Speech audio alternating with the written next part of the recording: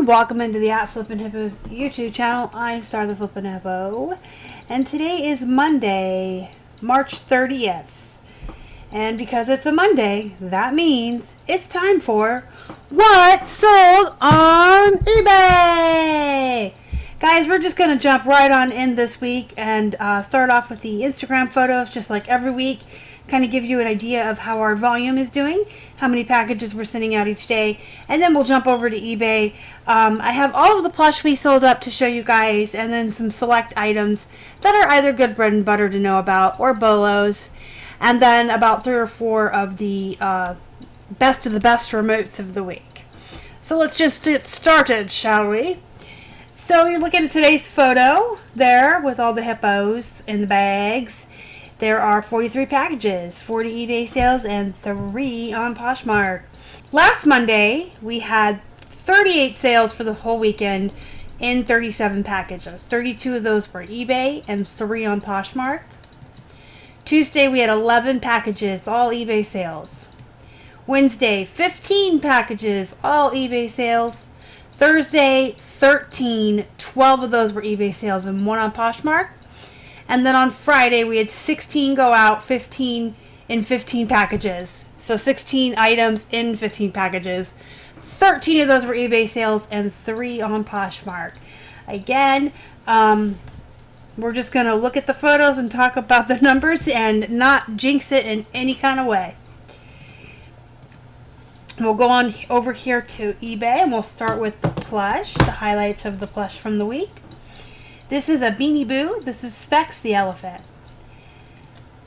Has a hang tag and glitter eyes and was cute. It was 50 cents at the Goodwill. Sold for a best offer of $11. Shipped first class.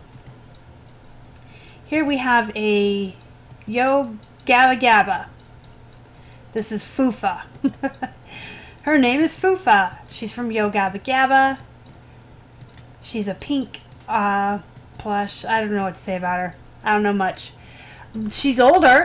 You can see here.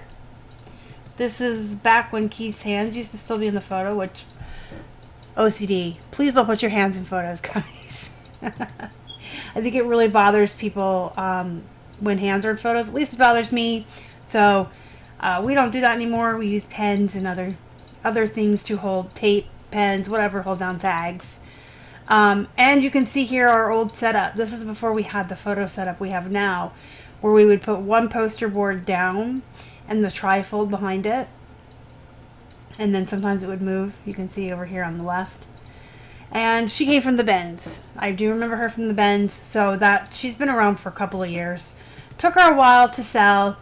Had she sat around any longer, especially with how scarce sourcing is going to get in the next month, this may have been something I may have looked at and seen, oh, look at this photo with the fingers in it and then the trifold. This might have been one that I would have taken, pulled out of inventory and rephotographed and did the listing and sold similar and put new photos in. So that's just something to keep in mind, guys. We got about 30 more days at the very least that we are all going to be at home without the ability to source outside of the house. So just keep your eyes peeled for your old items like this. Did you do something like put your hands in it you didn't like? Did you have bad lighting? Did you have a different background at one time you didn't like? You can pull out 5 a day. Redo the photos and the listing, sell similar, put it back in. It will keep you active. It will keep it Cassini thinking that you're listing every day.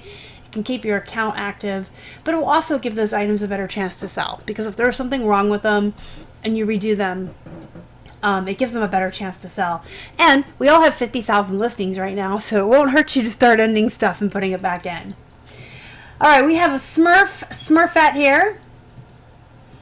She's cute. I like the Smurfs. I loved them when I was a kid, and I still like them now. She was 50 cents at the Goodwill. Oh, I forgot to tell you, the Yo Gabba Gabba sold for $14.06. Shipped first class. I did have to Franken bag the Gabba Gabba into 2 of the medium-sized poly bags. Not the great big giant ones, but not the normal 9x12s we use for clothes either. Alright, Smurfette sold for $11.25, and she shipped first class. And then this wee little cute mouse. This is the mouse from The Tale of Despero. Super cute. He's got a little outfit on. He's got giant ears. He's a mouse. I love rodents. He's so cute. He was 50 cents at the Goodwill. He sold for $13 and he shipped first class. Then we have this Rastafarian monkey with his hip dreadlocks, and I think those are the colors of the Jamaican flag on his little bandana. He came from the bins as well, so he's also older. By weight, probably like 10 cents. The same with the Gabba Gabba. When you pay by weight at the bins, they do not cost very much at all. He sold for $12. He shipped first class. And last but not least, we have a Build-A-Bear monkey in a dress. So this monkey's a little bit older. She comes from before I knew to strip the Build-A-Bears naked and sell the clothes separately. Those of you that have been watching the channel for a while, or even just saw my most recent plush haul video, I always talk about how you should strip the Build-A-Bears, or monkeys, or dogs, whatever they are. You should always strip them naked and sell them separately. Because you can get something like this for 50 cents, which I did. And then you can sell the monkey for, say, 16 to 18, and then the dress can go from 12 to 18, depending on what outfit you have. People will pay for these outfits. 12, anywhere, I mean, some of them are really expensive, depending on the outfit you get. And then the outfits ship, like, for a couple bucks. They never weigh more than 2 or 3 ounces. So if you can strip your Build-A-Bear, monkey, dog, whatever you have, naked and sell the two separately, you can make more return on your investment that way. The only exception I do tell people is if it's clearly meant to be part of the animal. If you have a Christmas themed Mrs. Claus bear and she's got a Christmas dress on, or like I had a Skechers one that had tennis shoes on. Hello Kitty. Build-A-Bear sometimes have little kitty pajamas on. You can kind of tell when it's part of their theme, but if it's not part of their theme, strip them down naked and sell everything separate. You will make more money that way. Anyway, this one sold for $20 with its dress and shipped first class. All right, we're going to look at a couple pairs of jeans. These are some Riders.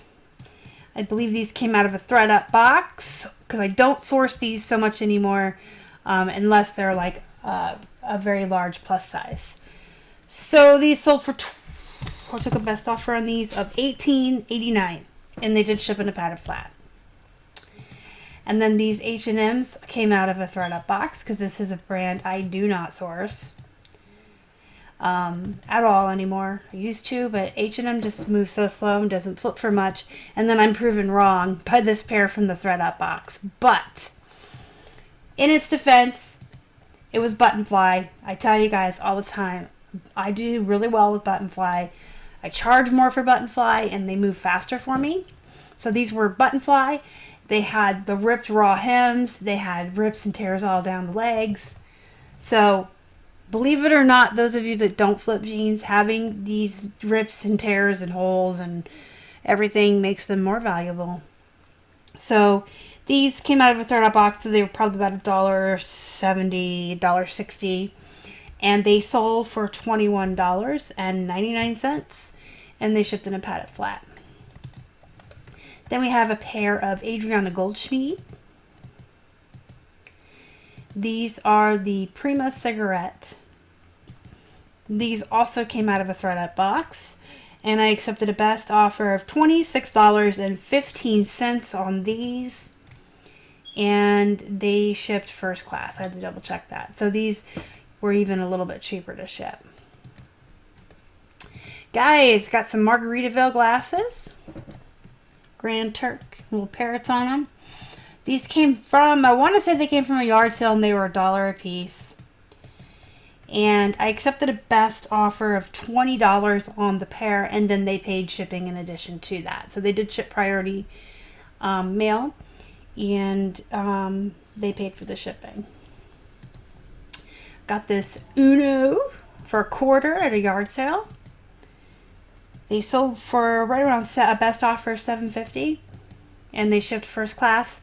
The thing about these cards like this, like Uno and Skip-Bo, most especially I do really well with Uno, but Uno and Skip-Bo and anything like that's popular family card games that come in these little cardboard boxes, they usually weigh about 2 ounces, so they're super cheap to ship. If you can find them for $0.25 at a yard sale, they typically sell within a couple of days of being listed, and then they're super cheap to ship. They're only ever going to sell, I've sold them for $12 and $13 when they're in better condition than this, all the way down to like $7.50. So they'll sell anywhere from $7 to $12, depending on which set you have, how old they are, what kind of condition they're in. But if you could pick them up for a quarter, they literally flip so fast that they're worth it, even on the low end, because it's a fast return on your investment. So you're probably wondering, well, if they sell that fast, why are they selling now? And we know you haven't been out to a yard sale. These actually were found in our death pile. I'm not sure if we sourced them and forgot about them, or they had been listed and fell off. Chances are I may have paid less than 25 cents, but I'm saying 25 cents because that's pretty much my max on these card games at yard sales. 25 cents. Not if they're brand new sealed, I would pay 50 cents, but I never will pay more than 25. Sometimes you can find them for less than that. People have them out for a dime, or you can get a whole, they'll have a whole stack and you can say, can I have all of these for $1 or whatever. So we'll just go on the high end, say these were 25 cents, but we just found them recently in the piles of stuff we've been going through, and they've been up for maybe a week, not too long. So that's the Uno, and hopefully come this summer, life will be back to normal, and we'll all be at the yard sales, and you can keep your eyes peeled for those and other card games like Skip-Bo and Rummy Cube, anything with themes, anything that has to do with, pop culture, like little girls, Disney princess cards and things like that. All right, guys, White House Black Market tank top. This was $1 down in Florida. Yes, we sourced this down in Florida. Cost $1. I don't know why I'm singing. Don't mean to hurt your feelings. All right, so this was $1. It flipped. It sold for $22.95 and shipped first class. And now we're getting into the remotes. So from last Monday through yesterday, Sunday, so March 23rd to the 29th, we sold a total of 65 remotes. That's 65. 65 remotes. Right at 1% sell-through rate on our remotes, which is really good. It's right where you should be with electronics, or even higher. And I got 4 I wanted to show you guys today, just for you to keep an eye out if you are doing any kind of online arbitrage right now. You can look and see if some folks are selling these remotes for cheaper than they should, and if you can get them for cheaper and it's worth it, like if you can make enough money out of it based on the cost of goods, you can get them certainly by doing online arbitrage or shopping on eBay. Somebody might have these up for like $7 or whatever.